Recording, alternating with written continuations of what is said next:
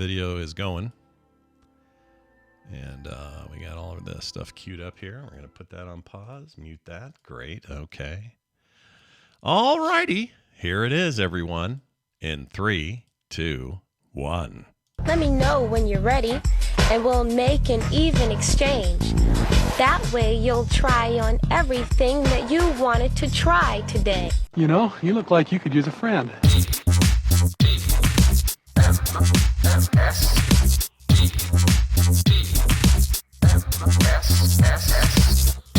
She's only your girl 'cause she ain't had a taste of the Duke yet. This is the Morning Stream.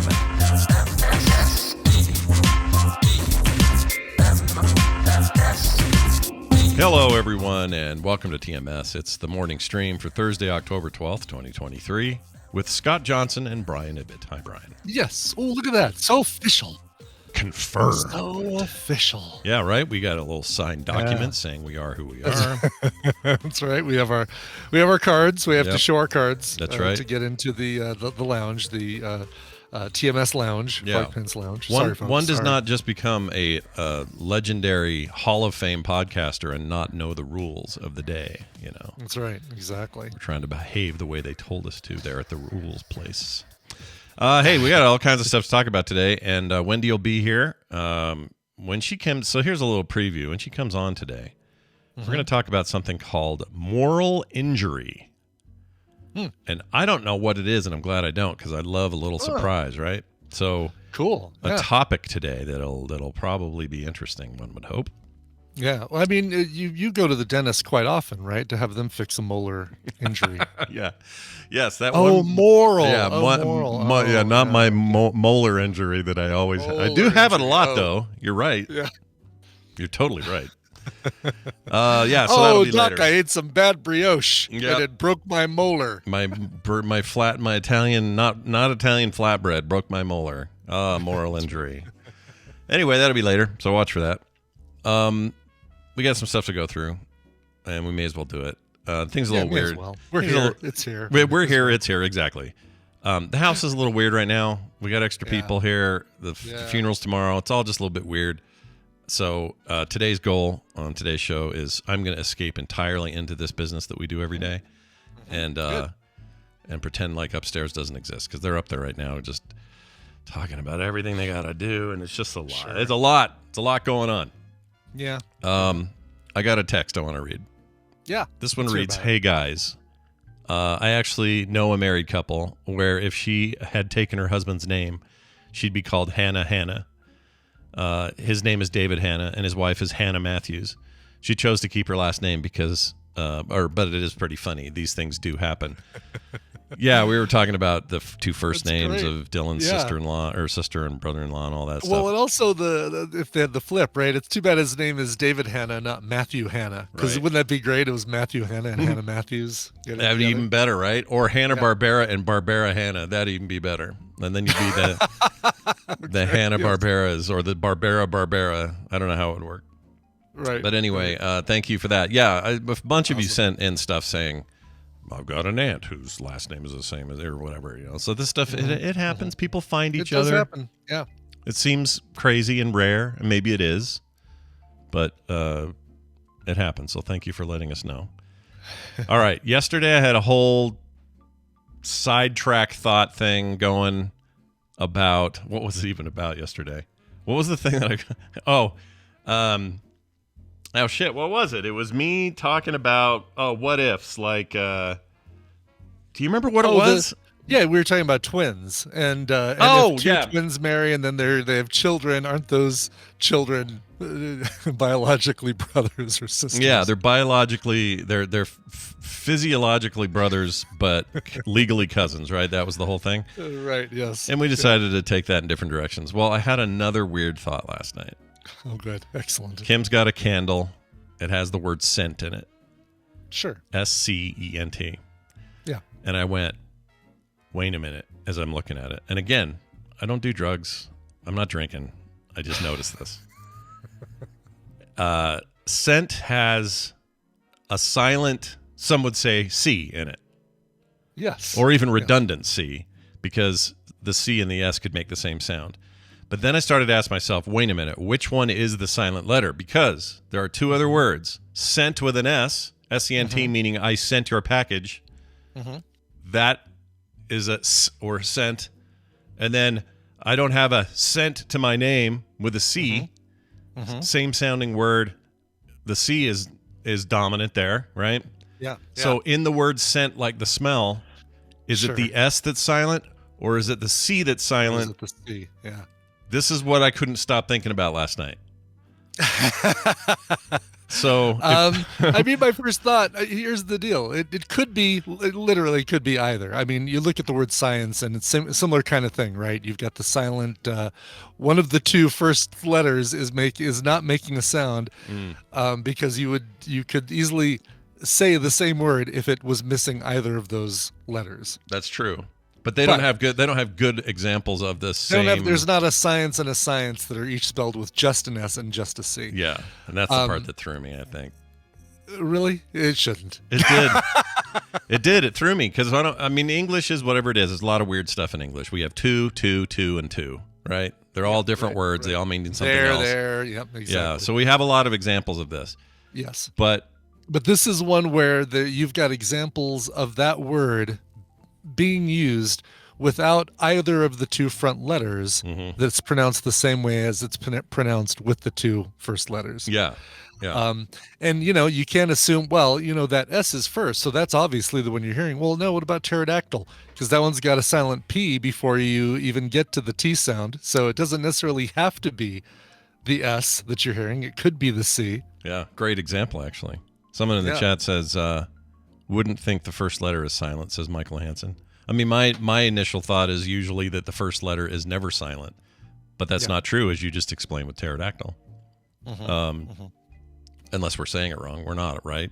We're not saying it. It's not pronounced pterodactyl. It's not pterodactyl, so it's not pronounced pterodactyl. I just, I never know anymore. Someone's going to surprise me with that. So anyway, I'm just saying, if there are any linguists or, word scholars out there, I don't know if there's an origin story to why sent happened. Like, did they sit around going, well, look, Frank, we already have sent for the money. We got this sent for I sent a thing. We got a problem here because what do we call the smell? Well, let's call it scent, but if we put the two letters in, that will differentiate it, and therefore done. Like maybe that was it. According to Chris, the Oxford Dictionary says that the addition of the letter C in the 17th century is unexplained. Oh, well, so it was SENT for the description of something that smells, but they in the 17th century added a C to it, and it's unexplained. So, you know what this means? Well, yes, I'm not going to get an answer because it's unexplained. Wow, that odor was just sent to your nose. Wait, sent? Yeah. Is that the whole original meaning? Is like the odor was sent across the room? No, I'm guessing. I don't think so. I think it's just a. That's that kind of stuff is fascinating to me. I don't know why. Yeah. Don't know why. And sometimes it gets stuck in my head. This is a me thing. You it's think a me about problem. Word origins, and I think it is a fascinating thing sometimes. Like, how did somebody come up with this word for that thing? Yeah. Where did they decide that I'm going to put these letters together? If it's not taken from Greek or Latin or something like that, how did this person just come up with this collection of letters to indicate that thing? Yeah, and how come like in this universe? Okay, here's one for you. In our universe, a chair is a chair, right? Yes. But in another universe, a chair is a well-cooked steak or something. Like because they just decided, hey, we're calling that a chair. And so when people say, hey, pull up a steak and rest, they're saying pull up a chair and rest because those two things are flipped. And if we are truly in an infinite universe, then there's somebody's got then chair means literally everything in all of those different universes. When you collect all those different universes, I'm a chair, you're a chair, they're a chair. Wouldn't you like to be a chair too? This is the chair, that's a chair. Yep. Wouldn't you like? Yeah, exactly. Yeah. I like that the song also now has a new fresh origin story. That's right, exactly. But I don't know, in man. In a different universe, I'm a pepper, you're a pepper. Wouldn't you like to be a pepper too? Let's all be a pepper. And by the way, deviously addictive substance known as Dr. Pepper Cherry Zero Sugar I can't stop drinking these. I'm going to give myself freaking kidney stones or something. I got to stop because I love this. Very good. I had one yesterday as well myself. So, they're so good. They shouldn't taste so really good.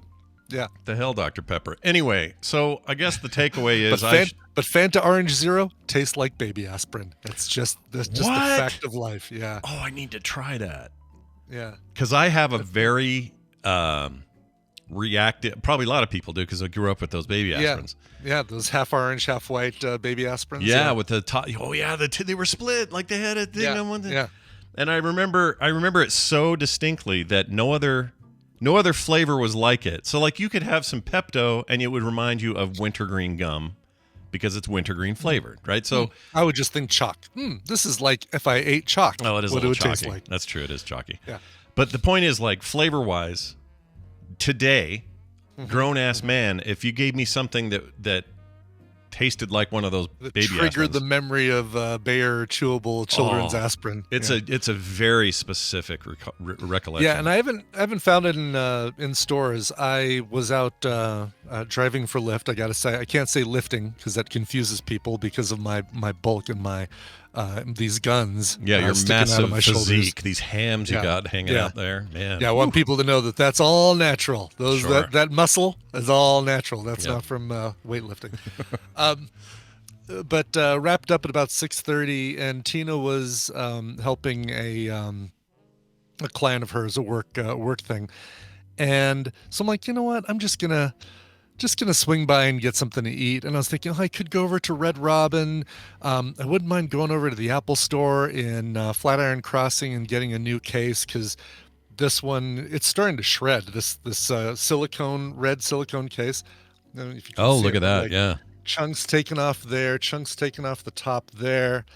Monster Hunter just sitting here so that I can every once in a while kill a flying. Damn it! You're gonna make me try that effing game, aren't you? You need to, and you need to use my code when you do it.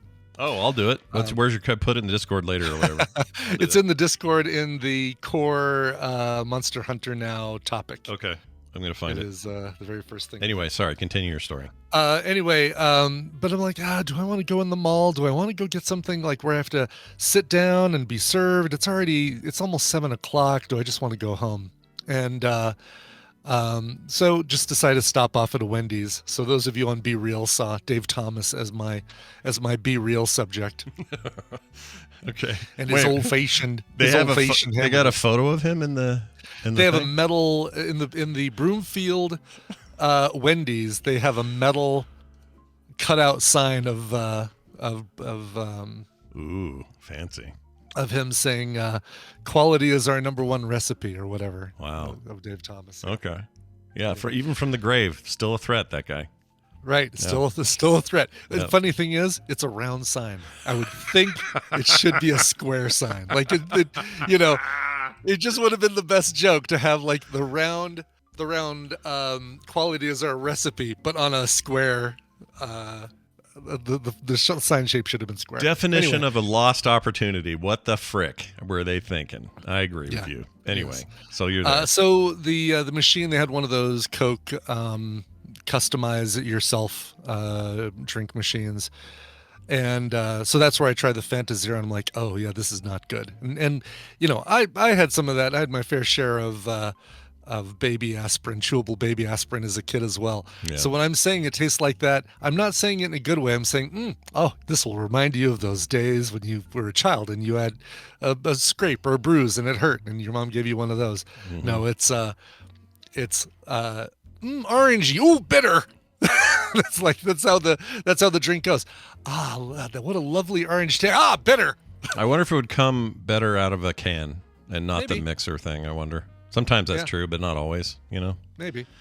Well, if I see one, I'm trying science, one because I want to remember my childhood, it. Brian. I'm doing it. Definitely try it. Also, here to say, I tried one for science. Somebody in the Discord or the Facebook Tadpool group said, you guys got to try the Pumpkin Spice Frosty at Wendy's.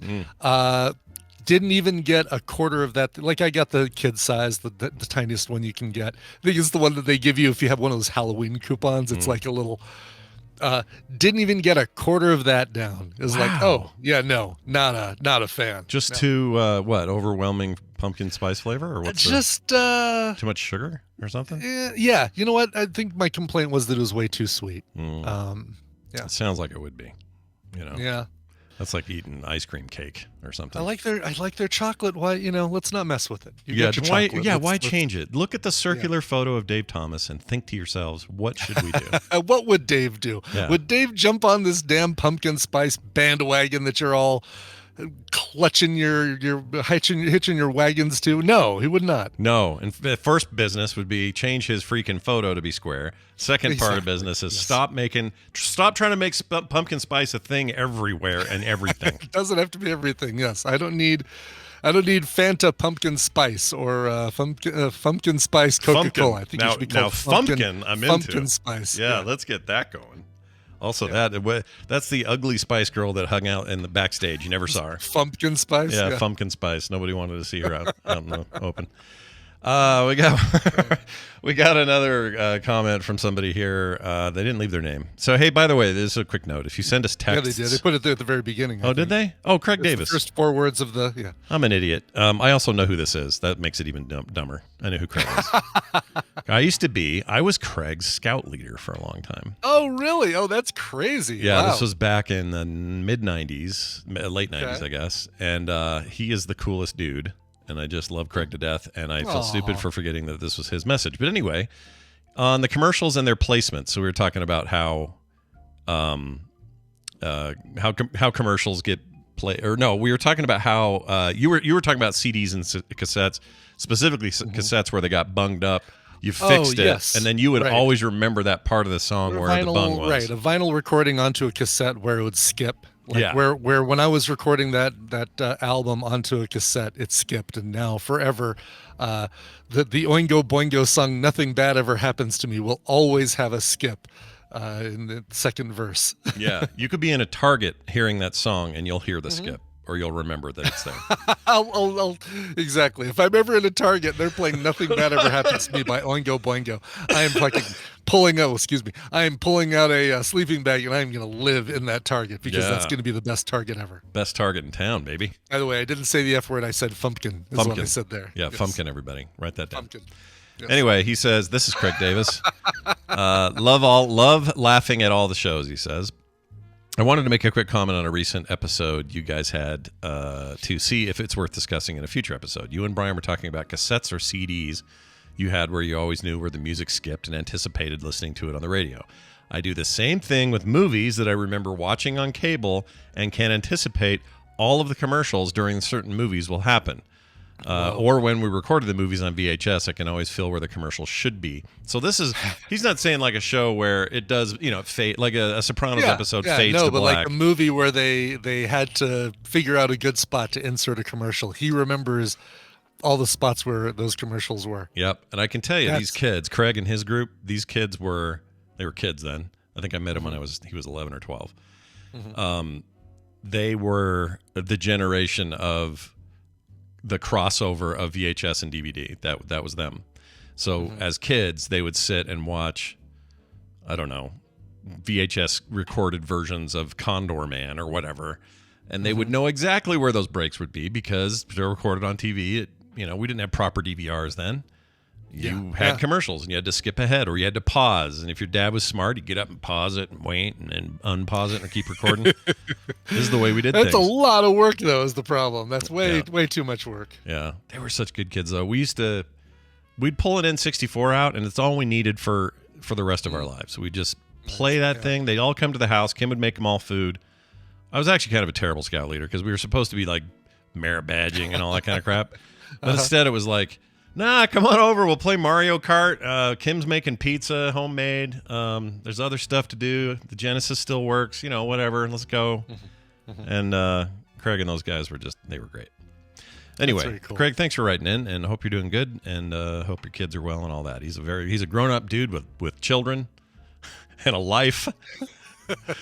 And it's weird to me, but whatever. That's who That they is are. really weird. Yeah, watching somebody grow up like that seems crazy. That Chris isn't- Brown has a couple kids just like that, where it's like, oh my God, you guys are adults now, and you're like, drinking, and we're having beers together. It seems so weird because I remember babysitting you and you knocking a root beer over because you were so excited about playing Sonic the Hedgehog. Yeah, right? Like, that's so, it's weird and it's other people's kids because with your own, you're there the whole time you for see the it. process. You see it the whole time. Yeah, it feels so slow. You don't notice the changes, but then with everybody else, it's like, oh gosh, wow, where'd this adult come from all of a sudden? Yeah, we should figure this out though, Craig. If you're listening, we gotta get you, Devin, Jared. Oh gosh, Chad. I'm trying to remember Those all are these the kids. most 90s. Oh, big time. Scout troop names ever. Oh my God, was there 100%? Was there you're a right. Tanner? Was there? There was no Tanner. There was okay, oh, what was his name? What was his Is there name? a Dakota? Let's really go out on a limb here. I can't remember the one that was actually like he was bald in high school.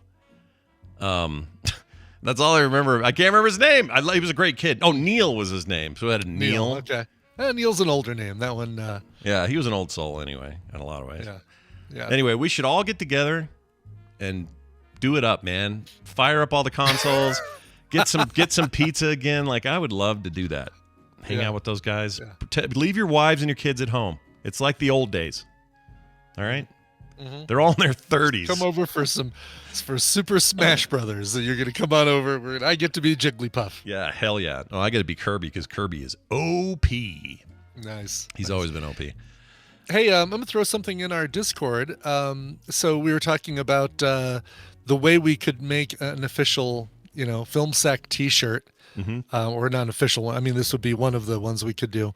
Is this Shit Gratiefter logo? Holy shit! Using the Street Fighter font and colors. Chat room, you need to see this. Hold on, this is too good. We're doing this. Look at this. That was contributed by Stephanie Anipitz. I have to say her name like that because it's Stephanie and then Stephanie backwards. Stephanie Anipitz. This makes up for all the years of hating apps, Stephanie. That's right. Exactly. I want this shirt so bad. She had this done before the end of TMS yesterday. She had this thing completely finished. This is so great. Like we started talking about it, I think with Randy, maybe. Yeah, it was Randy. Yeah, of course we were talking about the movies, bad video game movies, and by the end of the episode yesterday, she had this done and sent it over to me. Oh my gosh, dude! Why aren't we doing this? We are doing this. Isn't that awesome? You know what? If we're gonna do this, Stephanie, I need. Can you send me like Vector or something, and I can, get She this? can. Yeah, I asked her. She did in Procreate, but she can send it to you in Vector. Oh, awesome! Oh, did you hand do this font? Is that what she did? No, I don't think she did. I think she took the Street Fighter logo and rearranged things because the F is the only thing I mean, I won't say I have a problem with it, but the F is at a different angle than the vertical bars of the E. So it's But you know what? I think I'm being pedantic. I'm being, Well, I'm overanalyzing. You're a guy who likes things to look right, You know what? You and I are the same. When bad kerning happens, or like leading, these are all typological terms. Everybody, when we see that, we are immediately put off, and it's not everybody. It's people who went to those classes, who do graphic design, who know this stuff in our souls. We see bad versions of it, and we go, ugh, "Why is that? Yeah. Why? Who was in charge?" Dumbasses. Anyway. Yeah, I know. No, and kerning, I think font use is one thing, but kerning is where I see that and it triggers me. Oh yeah, I saw the side of a Smucker's van, Smucker's Foods, like driving this morning, went out and got coffee, and I saw the side of Smucker's van, and it had 2 pieces of toast, one laying on the other one. Okay. The bottom one had jelly, and the top one had peanut butter, but they were both face up with their spreads, and it bothered the crap out of me. I wonder if I can find the artwork, Smuckers.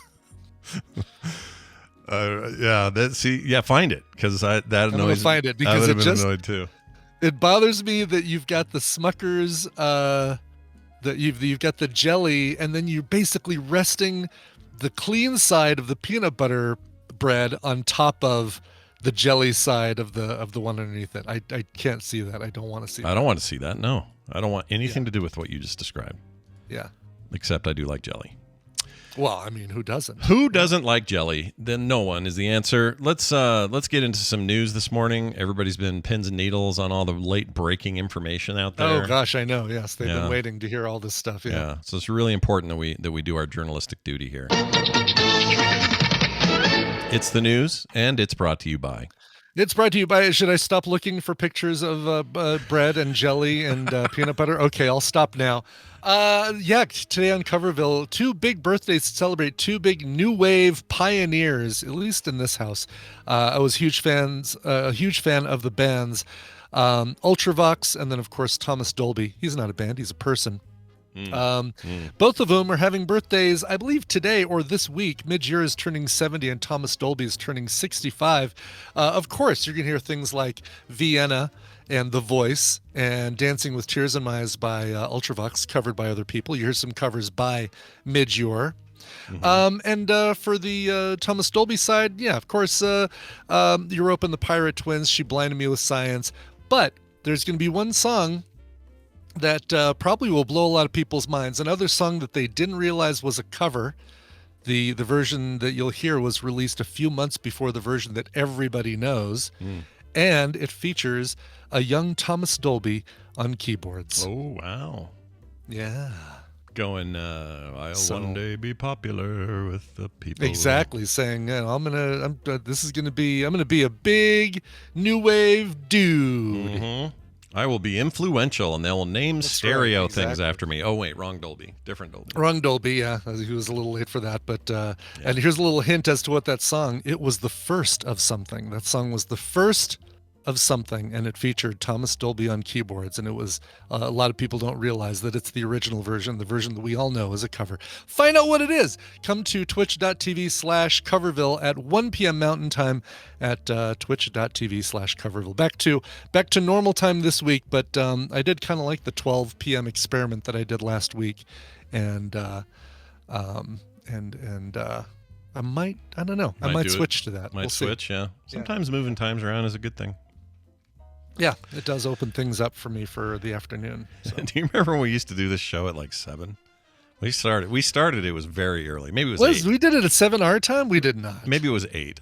It might have been 8. Yeah, I think we did 8 we did 8, and I think at one point we did 10 a.m. Oh, did we? Well, I don't remember that. Did we never go that late? We might have. I don't remember. Might have, totally. That first year is a blur to me. Yeah. I remember nothing. Can't even talk. Nothing. Wabbit Magic, you're saying do it. You like the 12? You like the noon, the 12 p.m. Deal? Well, if you do, Magic. I have no problem doing it. I actually kind of like it. Tell you what, Wabbit Magic, you send me that hot new Mac Studio you bought, and you got a deal. Brian will do a show when you want it. Did he get a Mac Studio? He did. I want one real bad, but I can't pull the trigger yet, but I want to. All right. Twitch.tv/Coverville, 12 p.m. noon. I'm going to do it. Executive decision. Holy crap. So Wabbit Magic. You watched it happen right here. Look at the power Wabbit Magic has over you. Amazing. Right, look at that. It's like, all I needed was like a little bit of a nudge. No, what's great about that is it gives me extra time to prepare for Guess the Connection tomorrow morning. Oh, so yeah, that's a good idea. There you go. I'm pro making things work the best they can work, so that's good. Let's get to this story here about a rare spotless giraffe. Yesterday it was a giraffe poop necklace. Today it's just a weird cleanest thing. Giraffe is just spotless. This thing, you could eat off of this giraffe. It's spotless. 100%. You could roll that thing over, invite everyone over for tea. That's how spotless this guy is. He was born in a Tennessee zoo. It is a female reticulated giraffe.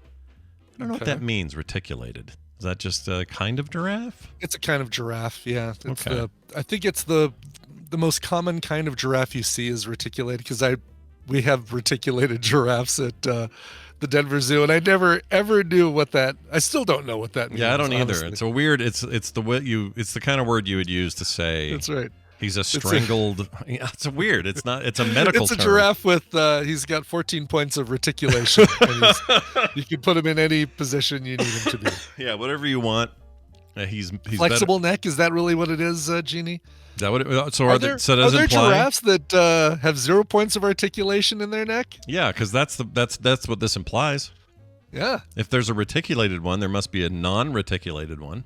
Wow. We're learning new things today. Yeah, no kidding. I love it. Somebody call, what's his name? Here we see the female. What's his name? Attenborough? David Attenborough, everybody. Get him on the phone. Let's get this figured out. All right?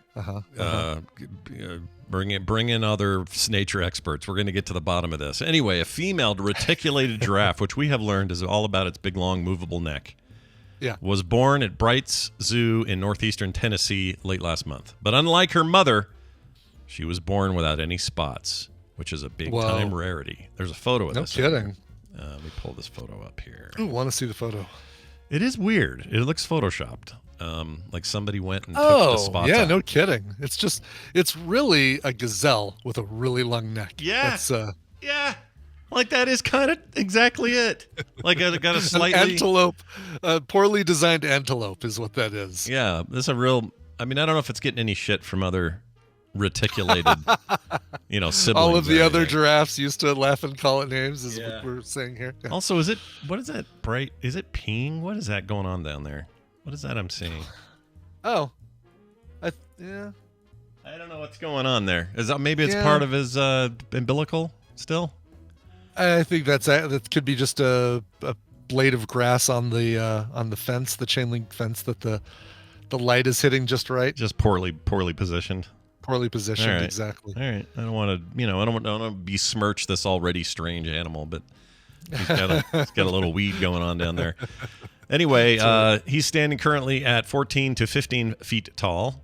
Giraffes are the tallest mammals in the world, by the way. When mothers give birth, the calves are already 6 feet tall. Jeez. And other than especially rare occasions, they're born covered from hoof to horn in brown spots. But they mention this dude is not. Giraffe experts believe he's the only solid-colored reticulated giraffe living anywhere on the planet. Brian, that is a bold statement. That is, no kidding. That means I could go to Africa and never see one of these, Yeah, it's but yet it's the one that you see at every zoo. Yeah, you see the spotted shit. The spotted ones at every zoo, yeah. Yeah, but this is it, the only one on Earth. It's the only one. You cannot go to Africa and see a non-spotted one. I'm getting clarification here, by the way. Spots are the reticulated, not the neck. TV's Travis says reticulated means network and has to do with the spots, not the neck. Okay, so he's not reticulated at all then. Right? So they keep saying... right. He's deticulated. Yeah, and it keeps saying a female reticulated giraffe was born, but... He's unticulated. Yeah, someone forgot to tick-ulated. David Bright of the staff says this hasn't happened since the 70s in Japan. Let's see. Stark contrast with their spots, blah, blah, blah. The zoo is asking for people to help name the newborn. Let's do that. What do we want to name it? Spot. All right, just Spot. Let's be ironic. Yeah, call him Spot. Richard Ticulated or something like that. Or what's that stuff you apply to the forehead? Apply to the forehead. Apply to the forehead. It gets rid of spots. What's that called? Spot away? No, it's something away. Shit. Whatever it is that clears out spots. I can't think of it. Or Cascade gets rid of spots. Oh yeah, Cascade. Cascade! I like it! Cascade, yeah. Cascade the reticulated... Head on. That's it, head on. Okay, maybe not head on, but... Gooby Gone. Nope, that doesn't work.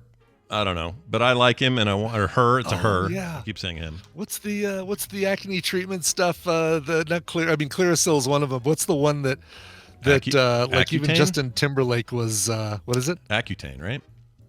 Accutane, is that it? Isn't that it? Maybe, Am I thinking of something else? I think it's Accutane. That sounds familiar. That's maybe not the one I was thinking of, but because you got your mainstream stuff is you got your Clearasil, you got your Oxy, but there was one that you couldn't get over the counter. You had to get via commercials during Price is Right or something. Proactive, maybe. Yeah. No, it's not Oxy. OxyClean is not a zit remover. No, but that's a good name for the spotless giraffe. Yeah, so that was called Proactive. The stuff that. So it is Proactive. I swear that was Accutane, but what do I know? My daughter was on Accutane for a while in high school. I think it's maybe the same thing. I don't know. Probably like a let's see. Accutane is a form of vitamin A. Oh, is the kind really? It's not like a medicine. Accutane is used to treat severe nodular acne that has not responded to other treatments, including antibiotics. Yeah, and Accutane dries you out. She was. Does it? Oh, we had to apply like so much lotion to that kid during that time. It wasn't fun, but it worked. She just had this brief bout. My daughter, man, my oldest daughter, she had all the things. She had a weird kidney thing. When she was a kid, she had a total weird kidney thing. Had to have surgery for that. And then she got a little older, had those seizures that we never got much of an answer for. And those just went away on their own after puberty. Then she got this period of like severe acne and then gone. I don't know what the deal was with her. And she's fine now. I mean, we took her and had her looked at. Oh, and she's allergic to cinnamon oil of any kind. So if you gave her cinnamon bears or had a bath with cinnamon smelling bath stuff, just blow up like a balloon. Just horrible. But only the oil? Like, can she have like regular cinnamon dusted on toast or something? Yeah, like a dusty cinnamon, no problem. Yeah, just the oil. Interesting. Isn't that weird? Weird, right? That is weird. Yeah. Never could figure that out. Your daughter's weird. She is so weird. She's and now so weird. Got these perfectly healthy little kids of her own. Like, what's even going on? Are you even going to have? Where's the Accutane now? Yeah. How come the weird isn't transferring to your kids? Yeah, Jeez. what's up? Tell us what is up? All right, here's a story. Archaeologists believe they discovered the tomb of Santa Claus. Sorry, kids. The tomb of Santa Claus. All right. Yeah, good. this is pretty cool. It says no chimney, oddly enough. No. They might have been able to get out if. Exactly right. Archaeologists in Turkey say they found his grave buried beneath St. Nicholas's Church in the town of Demre?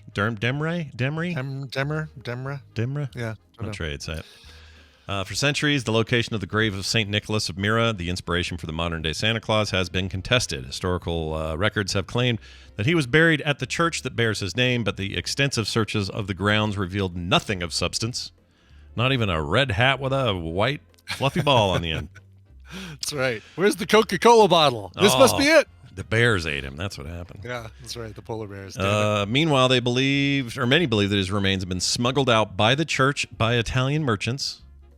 Out of the church by Italian merchants. Out of the church by Italian merchants. I was like, boy, there's a lot of middlemen there.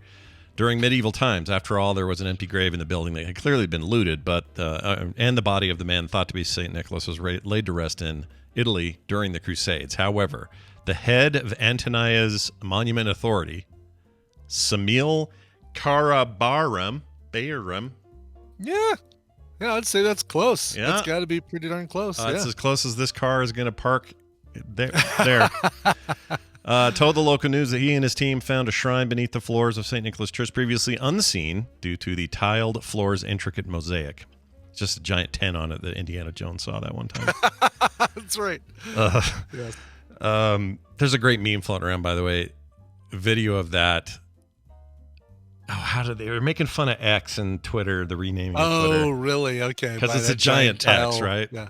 Oh, I can't remember how it went. It's funny. X marks the spot. Yeah. People should seek that out. It's funny.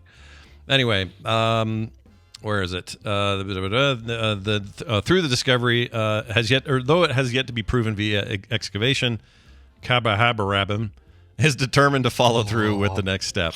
I messed it up that second time, real bad. You did, just a little bit. Just a little bit. Yeah. They say it'll be a long, tedious, and complicated process, but they may have found the original carcass remains. Yeah, the remains of Santa. Wow. Oh, it's adorable. Okay, kid, you can come back in the room.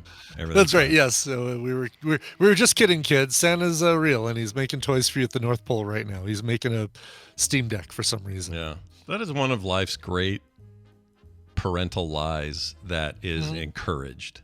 Yeah, Yeah, we don't have too many like that. I don't. No, and we stick to our guns with it. And I think when you get to a certain age, you can just tell your kids when they go, well, why did you tell me it was? Why did you tell me it was real and you knew it was wrong? No, it's the spirit. The spirit of Santa Claus is in all of us, and that's really what the dude with the red hat is. It's the spirit of him. I'm picturing you telling this to a young 8-year-old Tristan. His hopes and His visions of life have been dashed against the rocks, finding out Santa's not real. Completely destroyed. Yep, exactly. And you're like, no, son, it's the spirit of the holiday exactly season. Right. I'm sure I did at some point. Yeah, I don't know how old he was when he did figure it out, but yeah, that's because that's actually that's what I believe. That is that the real Santa Claus is in all of us. Oh, wait a minute. Wait, what? My daughter, same daughter with all the weird issues when she was little, when she was 7, she got convinced by some cousin or something that Santa wasn't real. And she came to me going, Dad, Santa isn't real, is he? I said, well, I don't know. If you're saying that, I don't know if that means you're going to get anything this year. Like, I went, you went full threat. Like, big time. Believe him or you get nothing. Yeah. Big time. And it's the kind of thing I look back on it now and I go, in any other circumstance, I would never do this to her. Any other context, any other thing, it doesn't matter what, I would never do that to her. But because it was Santa Claus and because we have this societal agreement that we're to keep up the ruse and it makes kids happy, right? There's a positivity to the lie that I was like, no, I'm going all in. And I went as far as calling on the phone Santa Claus. Oh, no, really? Handing the phone to my wife and saying, here, honey, you talk to Santa Claus. I don't have the heart to tell him that this little girl doesn't believe him anymore. And I went in the other room on the same phone, picked up the line, and then said, hand me to Taylor. She hands the phone to Taylor. And she's like, hello? And I go, oh, ho, ho, this is, I hear you don't think I'm real or something. Like I went through a whole thing. Really? And I felt kind of bad because she got really upset. She's like, oh, I'm so sorry, Santa. I didn't know. I was just my cousin, blah, blah, blah. I mean, I look back on it now. I kind of feel bad about it. But it's like, oh, no, she's almost discovering the truth. Quick, let's make it a bigger lie. I mean, there's a lesson in that somewhere. I don't know what it is. Somewhere, yeah, exactly. Yeah, I don't know if I ever told, we never actually sat Tristan down and told him that Santa didn't exist. He just kind of figured out for himself and asked why we do that. I think why do parents do that? And that's what we told him. It's a weird question. The whole spirit of it. Yeah. I think you did the right thing. I dressed up as I was Santa for most of our family things. That was another problem because the kids are always like, I think I know who that is, but I'm not sure. Exactly. Interesting. He's about the same height, and he's never around when Dad's around. Like, Dad always disappears right before Santa shows up. Yeah, I should send this article to them in the family text group today and just say, we've come full circle, everybody. They found his remains. See, he is real, Taylor. Yeah. Let's make that happen. All right, here's another story. Oh, this is great. Police rush to a report of a ritual mass killing. Seems like something you'd want the police to rush to, right? Oh, gosh, yes, exactly. Quick, get here. Yeah, it turns out it's just a big yoga class. Oh, so we're just killing our chakras. Yeah. Sorry, it's maybe it was tantric or something. I don't know. It's a mass chakracide. According to a Facebook post by the Seascape Cafe of the Observatory. What the hell is that? A cafe that is also a community space, art gallery, and exercise studio. It's literally called Seascape Cafe at the Observatory. Hubba. Anyway, police they rushed there because shortly after a yoga class had wrapped Wednesday around 9:30 p.m. because a concerned passerby mistook the final resting position the entire class was participating in for a mass killing. So it's just, all right, we're all going to just lay on the floor silently for a few minutes, the final yoga pose. Yeah. Yeah. And they call it corpse pose, I think. Oh, it says here. Do they? Okay. Yeah, it even says right here. I just saw it. It's called the corpse final pose. resting pose, also known as corpse pose, or Savasana. Savasana. Savasana. That's what an Indian Savasana, thing. I think. Typically occurs at the end of a yoga class, which people lie on their backs with their eyes closed in order to sink into a meditative state. I actually done this when I was trying yoga. I could never concentrate, though. I could never do it. Yeah, I was way too, I could not focus either because I was too busy trying to balance my big-ass body on whatever 2 points of body parts were able to touch the floor while the other ones had to be up or turned or twisted or whatever. You were a reticulated ibit is what you were. I was, exactly. No, there was they weren't spots. Those were the bruises of me falling over onto the other yogites. Yogites. I like that word. The thing is, think it's a beneficial, obviously there's so many reasons to do yoga, but I just really struggled with all of it. Maybe it's just wasn't the right time for me. Maybe I'll try it again, but maybe. You've got it on. I mean, if you've got the Apple One subscription, the fitness thing has guided yoga you can just do right in front of your big 4K TV. Yeah, but how happy are the people in those videos? Are they like freaking happy? They're less sugar, like saccharin happy than the cycling people. Okay. Like they're a lot more calm. The cycling people, God, who's the one I just watched a couple days ago? Tina was cycling with me, and we were laughing our heads off because she's like, all right, we're going on a cycling road trip. We're going to go up to the mountains, and those are going to be our 4 intervals, and those are going to be your all-out intervals. I want you to just go for it. What's the best thing about a road trip? It's playing games with your friends. Dude, that makes me want to die. Everything it really you just does. did. Yeah. I don't want to do it.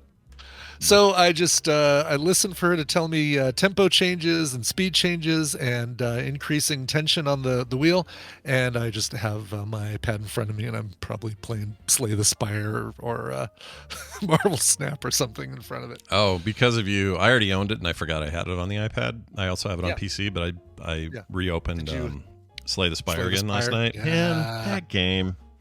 It's so good. So good. Yeah.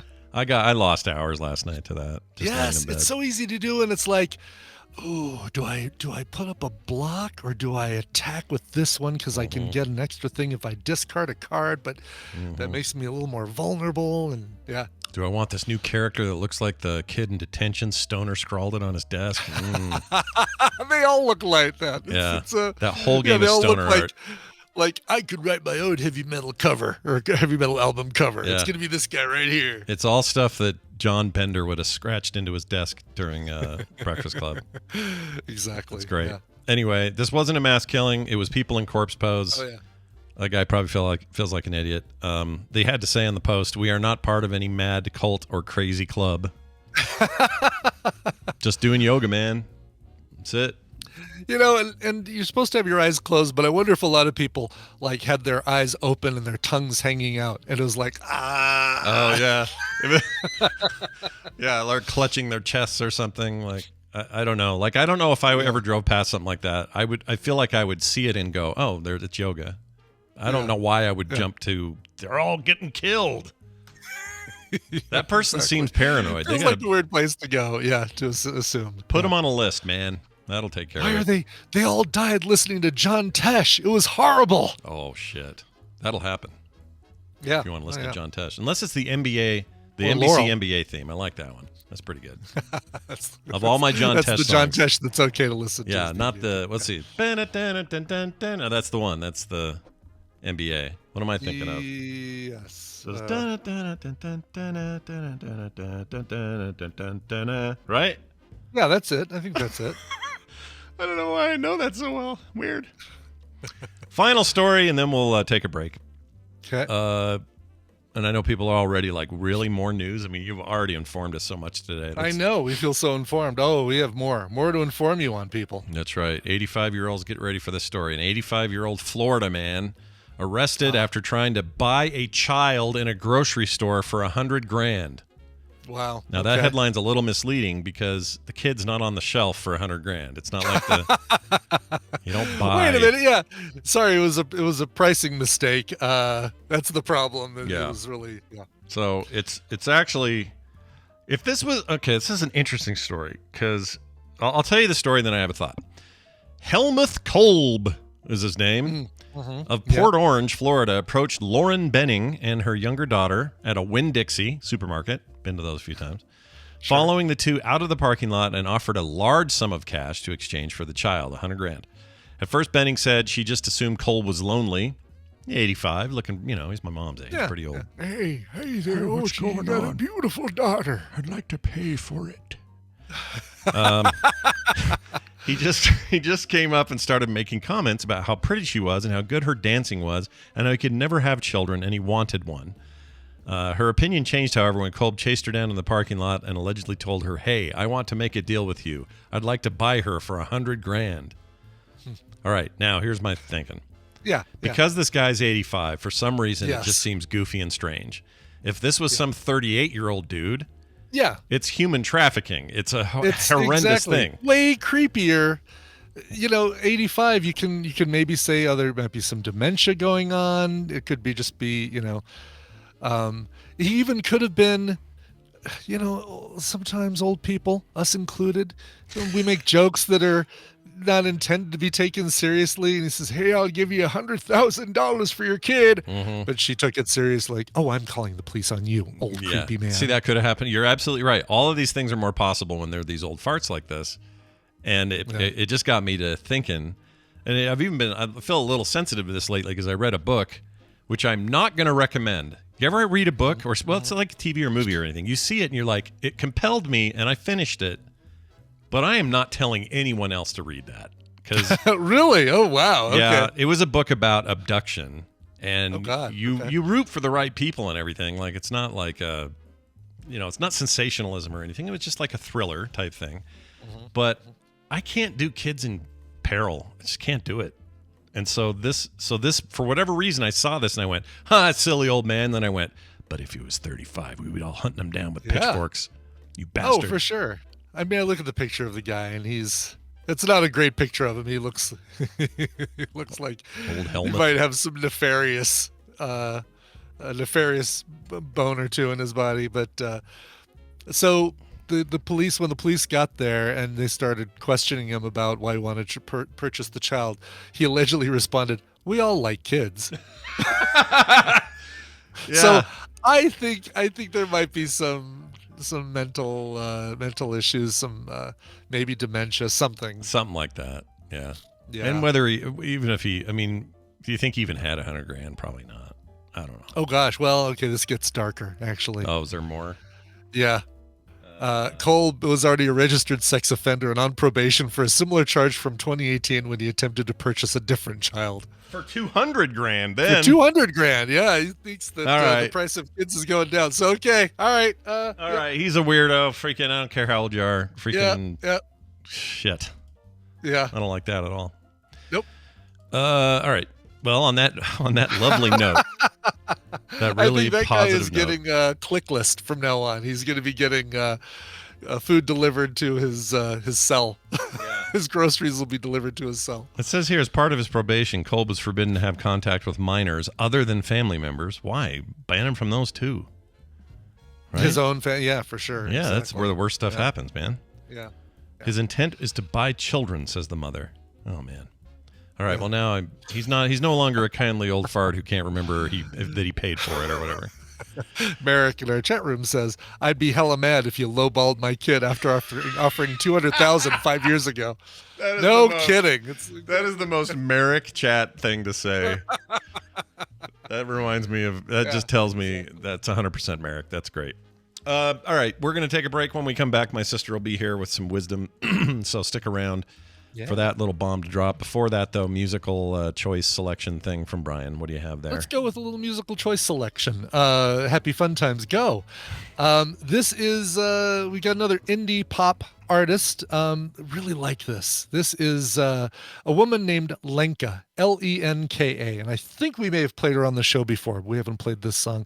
This one, she's joined by Josh Pike for this one. So it's a duet.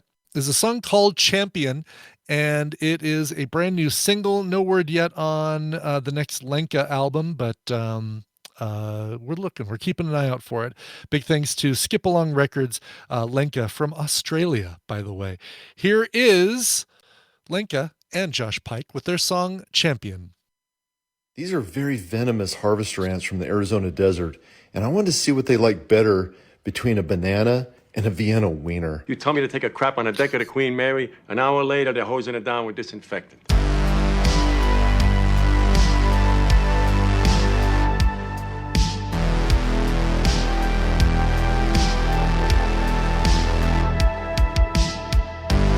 And we're back. Who was that again from Australia? Sure. That was Lenka and Josh Pike with the song Champion. And it is ahead of her 7th studio album, which is forthcoming Friday, November 17th. So look for that one. In about a month, you can pick up the entire album from Lenka. Wow. 7 studio albums is not a small number of studio albums. No, it is not. I'm impressed. It is not. Yes. All right. Wendi is incoming. Per usual, she's showing us offline, but I think that's just because her phone isn't ringing yet. So we'll ring her now. And we'll get her in here. This will be great. I'm going to ask her point blank, how long did her kids think Santa was real? See what she says. Oh, yeah, it's a good, and yeah. Because she's a mental health expert, you know. How old is her youngest? Peter is her youngest, Peter's right? 11, almost 12. Yeah. Oh, okay. That's weird. So she shouldn't have any kids who still believe in Santa Claus. Good point, right. Yeah. And she has one, Elliot, the middle kid, probably did not like that conversation at all because that kid's the sweetest, kindest soul. Yeah. Sitting him down and going, Elliot, we got to tell you, no Santa Claus, buddy. Probably not going to be a happy camper. Hey, my sister Wendy's here. I'll explain the situation to Wendi. Don't worry. And she's always great to have here on Therapy Thursdays. Hi, Wendi. Welcome back. Hey, thanks for having me. Hey, when was the last time you had kids, or when your kids stopped thinking Santa was real? Did you tell them? Did they find out on their own? Did you have to have a conversation? Did any of that happen in your household? Yeah, we had some wild. It was a wild adventure. So I was doing a service project thing. Yeah. Abe was probably 4. And so people were dropping off presents at our house. So I just had like a couch, a whole room full of toys. Right. And they were all going to be delivered. And Abe had a little buddy named Austin. Yeah. And Austin was a turd and was very spoiled. Yeah. Okay? And so one day, Abe, he has a tendency to think things through a lot and then sit us down and then tell us what he's figured out. And it's never questions. It's always just like, here's what I figured out. So he's 4 and he says, hey, guys, I know Santa's not real. Yeah. And we said, what? And he goes, well, first of all, Austin is a brat and he gets whatever he wants at Christmas. Oh, and that's an interesting deduction. Yeah. Yeah. And then he said, and poor kids, because he knew what we were doing with the toys, because he was helping. He goes, and Santa doesn't bring toys to poor kids. Yeah. So he can't be real. Man, that doesn't make sense to This him. is critical thinking at its finest. No kidding. Wow. And I was so scared. I was like, well, and then it was like, he already knows there's no reason to, lie or do whatever. So we had a long talk about how this is something you don't tell other children. Yeah. Right. Yeah. Now we're going to be part of the collective delusion, and you're going to make. And so he didn't. He kept it. He kept it private forever. And then, hilariously, as Allie, I think, still believes in Santa. She's 21, but that's just cute. Yeah. But then Elliot was. I was telling a friend about revealing Santa accidentally to like a neighbor kid or something. Oh no! Like I could have done something stupid, but I was on the phone in Elliot's room, like cleaning up stuff. So all of a sudden, he literally walks out of the closet he had hid as I came in. Because he knew I was talking about Santa. And the look on his face was like... Oh, man. See, that's and the so one I was like, just telling Brian. Dude, I was just telling Brian, you don't want to tell Elliot of all the kids. Of all the kids. And guess what? He was like 10, almost 11. Like, he was pretty, like a little older. And his look of like, no, that can't be real. And I was like, crushed. People don't even know he is such a softie, he's such a sweetheart. I know, and here he is, literally hiding while I'm talking about the little catcher. Yeah. But now he's playing football for high school. Wait, is it sophomore? He's still just like, I need to be tougher. I'm like, oh, buddy, don't change. Anyway, and then Peter, I think he just was like, okay, like he just kind of found out. A kid told him. He doesn't care. Yeah, he doesn't care. Yeah. That makes sense. So why did you guys ruin a child's life? No, we were just talking about how, well, I don't know, maybe it helped Taylor have another fear in her life, but we were just talking about how, how it's the one universal lie that all parents somehow have agreed to tell. And we just tell it. They found his tomb, by the way. That was the news story that triggered all this. Yeah, the impetus, Saint Nicholas's remains were supposedly found. And so that's what started it. So he's been dead a long time. Oh, yeah. So don't tell any kids, but he's dead. He was dead the whole time. He was dead the entire time. Their entire lives, he's been dead. Wendi, let's get to today's topic. Of course, Wendi, a practicing therapist who helps people with real problems all the time, comes on the show on Thursdays, and we talk about some of your problems. Sometimes it's a topic. Today, it's one of those. And you mentioned something to me over text that you called moral injury, which Yeah. I had never heard of and still haven't. I decided not to even look it up. Yeah, 'cause I don't wanna- Google it. No one Google it. Yeah, nobody Just look let it me up. talk. Yeah, Yeah, I want to hear what wanna this hear is. about it. So we're here for Good. you. What do you want to do with moral Not injury? mortal, not mortal injury, Not mortal injury. Yeah. not Moral. molar, Not molar molar, injury. not mortar, no mortar When injury. you bite a really hard candy, you get a molar injury. Yeah, that's No, right. a moral injury. Okay, so it is essentially. I don't know if you've ever like looked at an exhaustive list of how many modern things have developed because of war, or developed because of the like freeze packed food, right? Dry packed food, preservatives. All of that came because of military needs war to effort, have yeah. food. Yeah, exactly. Or satellites. Just go look at the history of satellites. It's all about war, Yeah. right? So a lot of things, unfortunately, get developed because of those unfortunate things, right? But this is another example of something that kind of came out of, it's a psychological experience and concept that came out of war. And the military is kind of the first to identify it because it's such an obvious place for it to be. But today, so I'm going to describe what it is, and then we're going to apply it to our lives, just like the satellite now we all use. Yeah, we for love reasons. geolocation. It's like a really useful tool now. Everybody I loves it. know. Yeah, but we Also- have it because of the Cold War, and a whole bunch of people died for it, and all that other stuff. I know. Yeah. It's pretty wild to think about it, Yeah. right? Anyway, so I'm going to give you a good, nice definition. Moral injury is when one feels they have violated their conscience or moral compass when they take part in, witness, or fail to prevent an act that disobeys their own moral values or personal principles. Okay. Okay.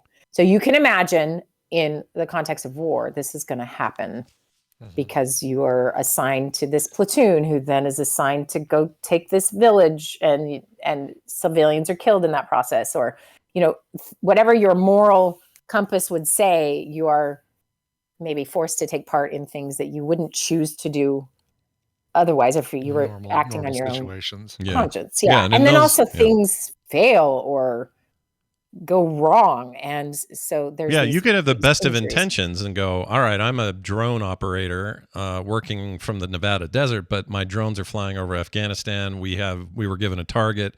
By all accounts, that a target should have been 3 very bad people, but instead we got bad info and we took out a compound of kids or something. Yeah. Would that count as a moral injury for that person?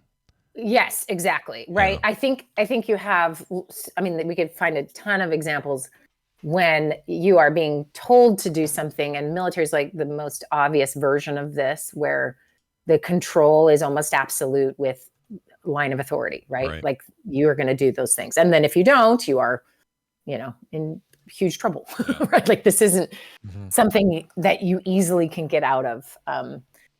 So that's an obvious place where it occurs. So most of the research is based in that. It's kind of extended to other things, and I'll get into that in a minute. But let me just talk about what causes it, in terms of like risk factors. Okay. Okay.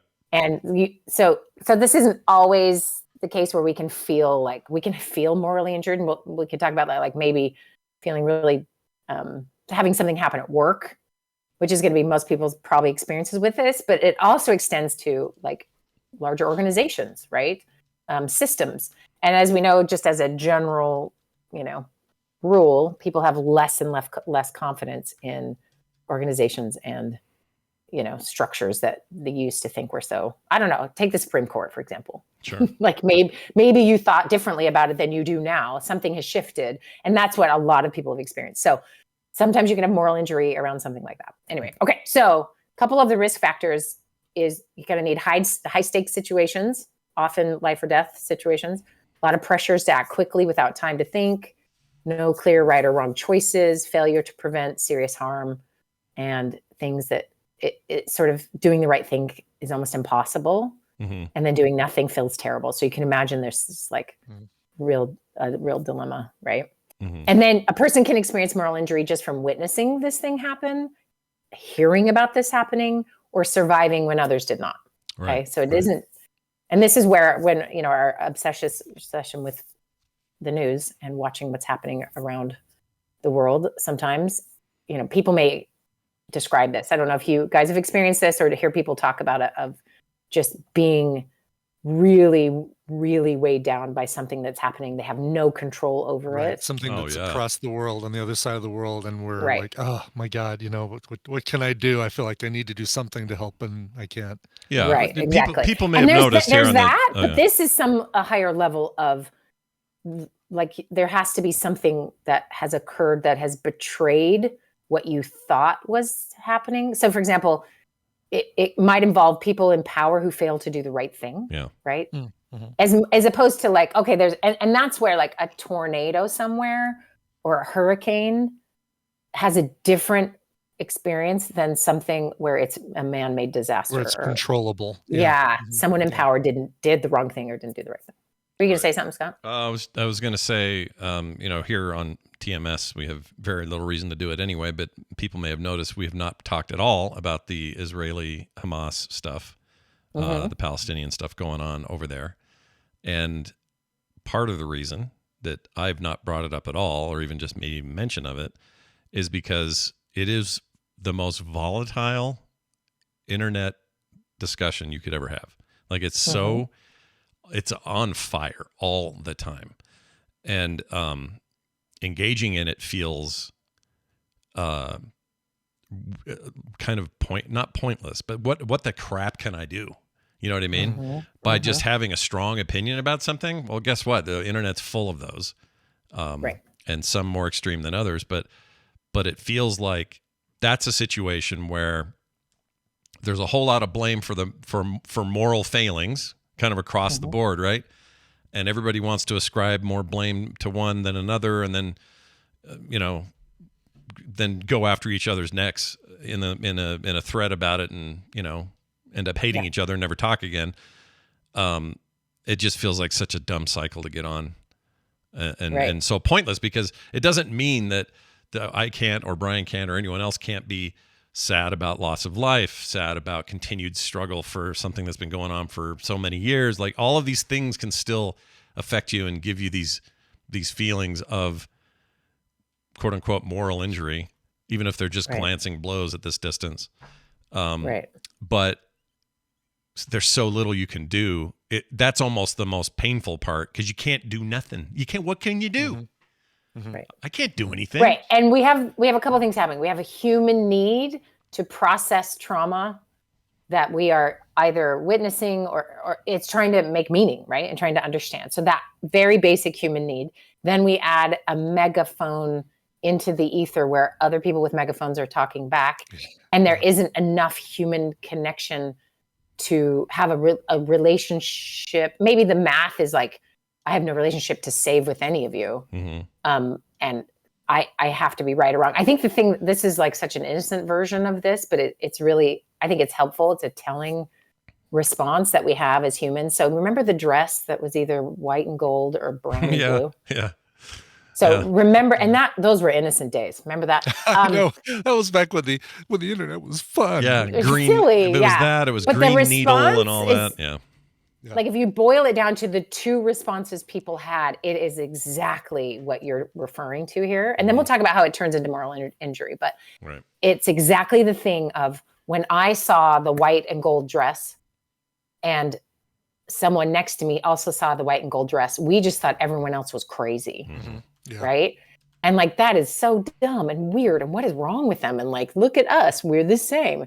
There is a sort of tribal internal response to being understood and then being misunderstood or missing a thing, right? And so everyone else is wrong, and only me and the people who see the white dress are right. And then my brain did that cool thing that it happened for a lot of people, where it switched and I could see the blue and brown. And I was like, what? Shut up. It was blue and brown. And now I can like look at it and like try, and I can get it to go back and forth. I don't know if anyone else is still thinking about the dress like I am, but anyway. but it really shows the two different things that can happen in a person. And one is I feel understood by my group, and the other is the other side of this is insane. They are bad. And so I think if we want to talk about the last 5 years where moral injury is probably why it's being researched even more, is because I think it happened at a Thanksgiving table in a way that maybe hadn't happened, at least in a long time or something. I don't know if it never happened, but that who do I trust? Or the vaccine was another great example of this. Like, we're all in the same boat. Everyone's got a little different kind of boat. We're all in the same storm in different size boats. And we are all having our different reaction for medical reasons, for our own fear, anxiety reasons, for trust in institutions or not reasons, all that stuff happening. And then we got on our little Facebook megaphones and screamed at each other. And then suddenly the people we thought we understood or trust or saw the dress as white and brown or the white and gold, we realized they don't. And so I'm jumping ahead to that is my application of what moral injury can look like for most of us who are not in a war zone, right? But you can also have this in a workplace. And so it'd be interesting if anyone's listening, if they want to jot any things in the chat of some experience that they have where they're resonating with this concept of a moral injury. So I'll give you another quick one from the pandemic era. Is you take doctors and nurses who are on the front lines of treating this and are at risk every single day of getting this novel virus and having, being in, like, my friend's brother who was an ER physician and contracted it very early, like was in Vegas and contracted it really earlier. And he was on a ventilator for 4 weeks. He was like a super healthy 45-year-old marathon runner. Yeah. And like thought he was going to die. That is what they were facing. Right. And he got all the new things every time they came out because they were like trying to save their own doctor. Right. But that idea of like, whoa. And then what happens is lots of people are not kind to them. Right. And they're also having not enough supplies, right? They don't have enough PPE for themselves to be protected.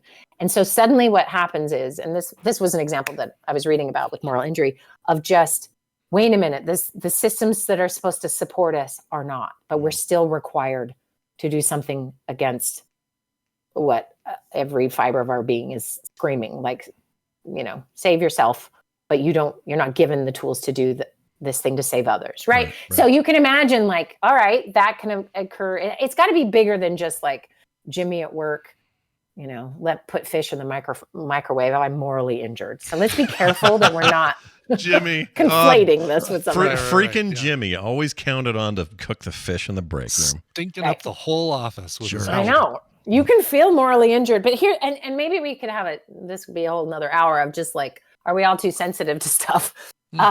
And we're finding moral injury every which way. So I'm gonna go through what the symptoms are, so we can kind of break this down a little more to what you might be experiencing. Okay, so this is not as simple as like, I'm just mad at everyone, right? Now you can have some of that for sure, but so the symptoms will include something like on this list: guilt, remorse, shame, outrage, disgust, despair. Really common. They are coming because of a moral judgment, not, because something is really gross or whatever, right? A person might be able to push aside some of these feelings to avoid the pain, but a person experiencing moral injury may not be able to be emotionally available to others as they were, or like seem different or distant, right? So kind of like with the war example, you're like, well, is this PTSD? And there is a difference between these two things. But similarly, you've seen a bunch of different things and you have this impact. But the moral injury is more based on your judgments of conscience, a little less about you saw something explode in front of you and harm. Does that make sense? There's this internal experience. And obviously the diagnoses are different here. But moral injury does not like quite have the same, like you don't treat it like you would treat PTSD. It's going to be a little bit different. And you can have both at the same time. Okay. So the other thing, let me go on to some other symptoms here. Sure. So relationships get disrupted because they fear others will judge them or isolate from them. Okay. So I'm in war. I am part of an operation that has harmed civilians. And, what's that? There's a couple of ones that are popping in my head historically, like, because we know about them, right? Yeah. So you could come back from I was acting under orders thing. Exactly. Yeah. And somebody knows about it because it was in the news, right? Or you were part of a thing, I mean, what's so tricky? Now think about, let's take the current thing happening in Israel. there are soldiers, American soldiers, or any soldier from the UN or whoever is going to be part of trying to stabilize the region, going to be a part of things, going to be witnessing things, going to maybe be making mistakes. And so everyone's already got an opinion, if that makes sense, right? Like you're already in this, you're in trouble because you're a part of something. Maybe someone who works for the IRS could relate to something like this, like, you're sort of being judged and you feel like you might want to isolate.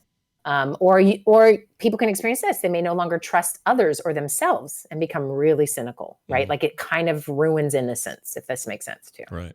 Yeah, no, it does. And then you're going to treat it with alcohol, drugs, getting emotionally numb, same kind of things. And then maybe really isolating from other social norms, lashing out, being incredibly sensitive to those kinds of things. And that can have a big impact on what people decide to do. And even sort of suicidal ideation can be connected to that. Okay. Any questions, or do you have examples of this? Or I was going to ask you if this is a unclear? fair comparison or not, but it seems like at a very basic level, this is about people. You use the dress example, so it sort of reminded me of it, but people being unable to see each other's perspective. The other side. And especially under crisis. So I always think about how you're supposed to use the oxygen mask that drop in a plane first and then help the person next to you. Help your kids. Your kids or something, that sort of thing. Yeah. And you could imagine a scenario where you would do that, and then you would go to, let's say it's, I don't know, an old person that you're trying to help. And they go, I never use those. They're pumping gas into that stuff. They're just trying to kill you when even though the plane's going down, it's complete mayhem. And this old guy's got this old idea in his head. I mean, this is Strawman. I'm making this up, but sure. You are. But you sound like Alito. They're trying to give me the vaccine by making me put on that mask. Exactly.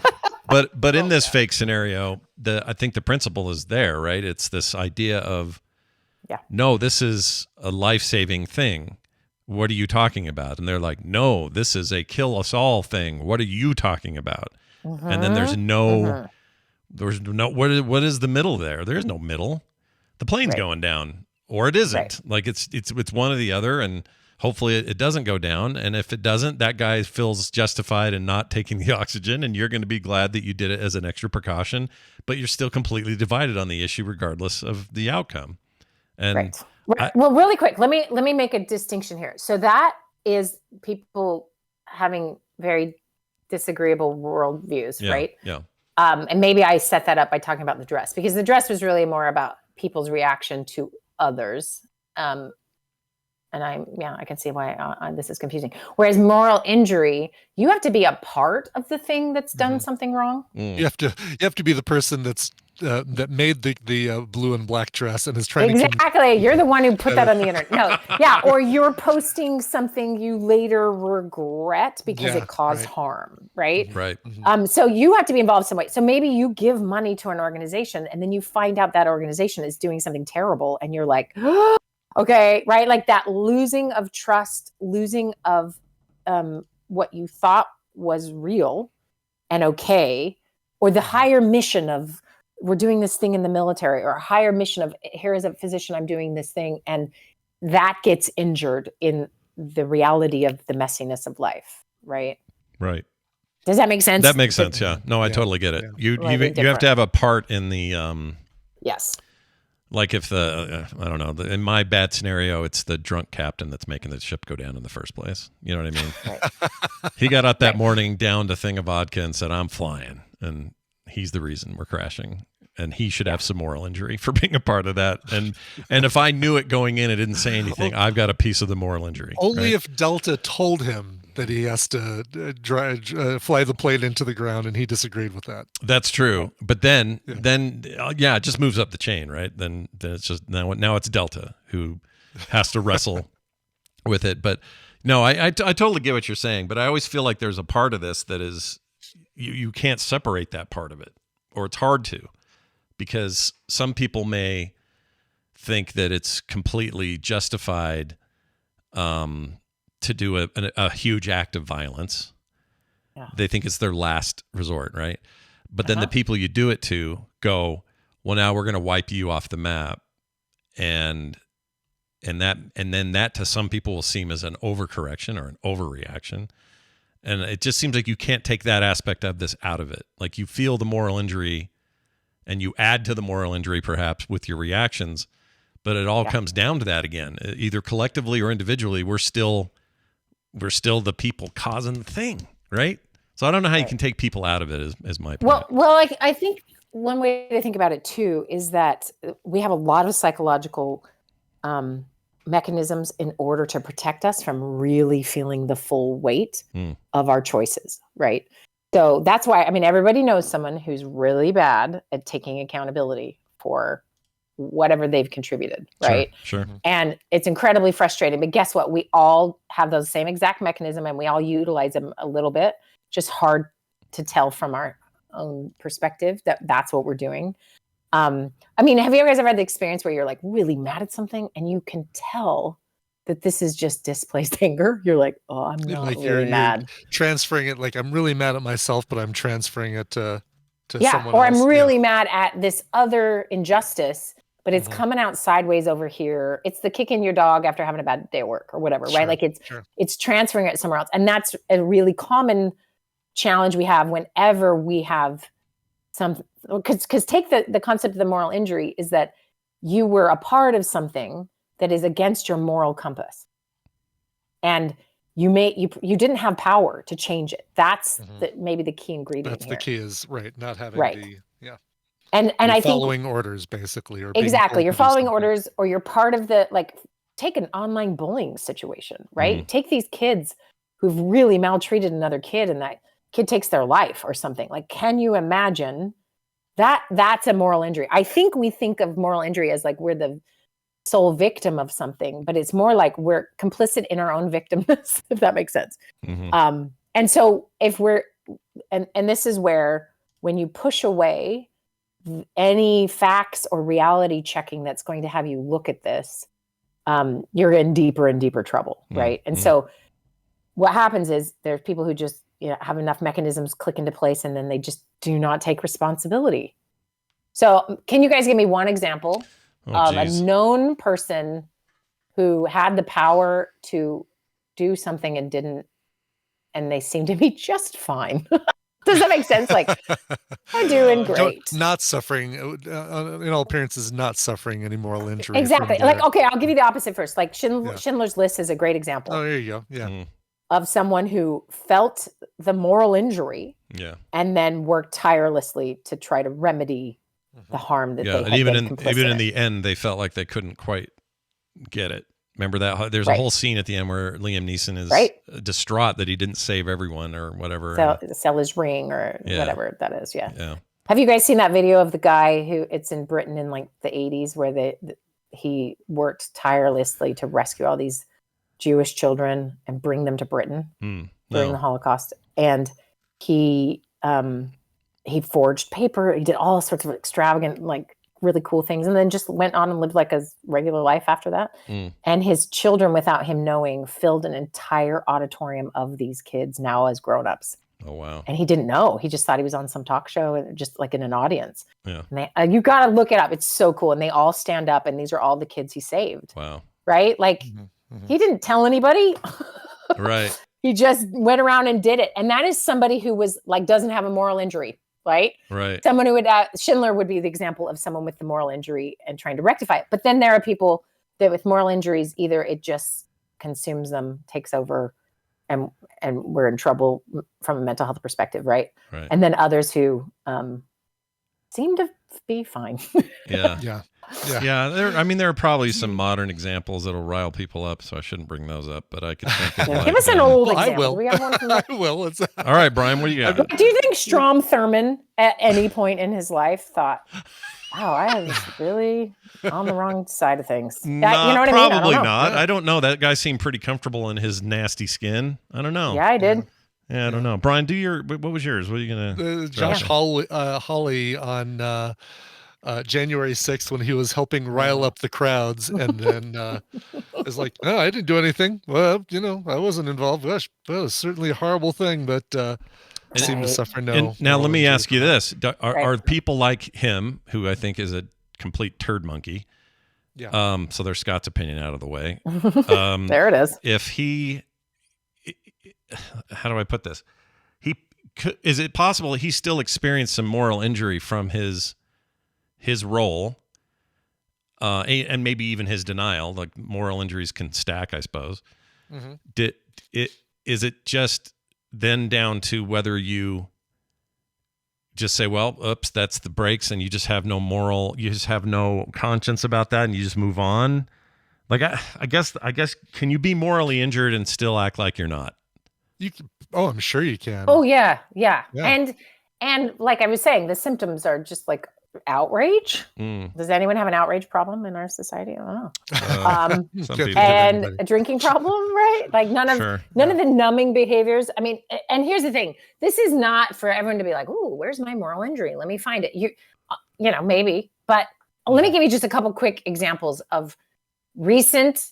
We've all been witnessing and lived through, if we're all alive right now and can understand me because you're not a baby, then these are the last couple 5 years. And you can see not everyone is like got their finger on the trigger and then feels really bad because they had to do something, but they're just part of a system, working in a system. So like your workplace is probably the most common place for this type of thing to happen. So we're going to lay off a bunch of people and then, the CEO gets a bonus. And you're a part of that. You're a middle manager making that happen, letting people go. And you've still got your job, and you just kind of watch. Yeah, right. Right. Yeah. Even if you lost your job, you're still like there's a piece of that deconstruction of faith in. I mean, we do weirdly put a lot of faith in employers. I don't know why. It's because they are the beneficiary or the benefactors to give us healthcare. Like we are tied to them in so many ways, right? And so we want to trust them. We have a natural inclination to want it to be part of the good guys, like, right? And then when you find out it doesn't matter and you're a number or whatever, that can be incredibly dangerous. The other one, healthcare workers, especially with pandemic, has been a clear place where that has happened. 1 in 5 healthcare workers left their jobs. That's astounding, right? Well, why? Well, we can look at systemic issues, efficiency, financial benefit, patient, all the crap that went into it. And then what really mattered, not the nurses cleaning up the, whatever, or educators. They can have this very similar thing, how they're being treated by flipping parents and not being paid enough and, all those different things. So you can find it with journalists covering different things going on, the refugee crisis in 2015. Think about, some of that, or just how this can happen in the places that you work in various things. So anyone can maybe relate to this a little bit. Oh my gosh, does that ever happen? Your watch listens to you and you get real scared? Yes, happens on this show all the time. We're all saying something and all of a sudden she'll say, let me find that on the web for you. Yeah. Or it's like, I don't understand you, is what she usually says. And you didn't say any word that sounded like the S word to me. Exactly. That's I hate weird. it. And then when I say directly, like, hey, what time is it? Nope. Nothing. You got to really look into its eyes, though. Just really. You have to really look into its eyes. Okay. And I wonder, too, with AI, actually, if this correlates a little bit with like preemptive moral injury or fear of, like, think of how once bitten, twice shy a little bit. So take any of these experiences someone might be experiencing, and you wonder why, like, I'm moving off the grid. I trust no one. A bit of that, like, you can find that it's not really safe out here because I was a part of a thing I thought mattered. And then I had to act out of my moral framework, or I'm being asked to do that. I just realized you prompted my actual example. I am this close. I'm having moral injury right now over what Twitter used to be for me and what it is now.